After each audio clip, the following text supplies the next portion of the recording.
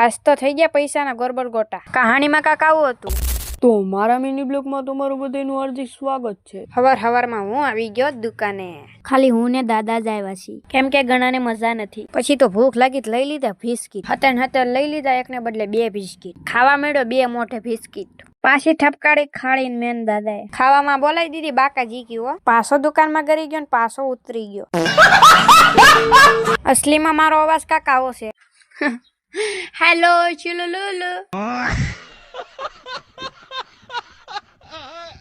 આડા સડતી હતી એટલે બોલાવી દીધી લખવામાં બાકાજી કી.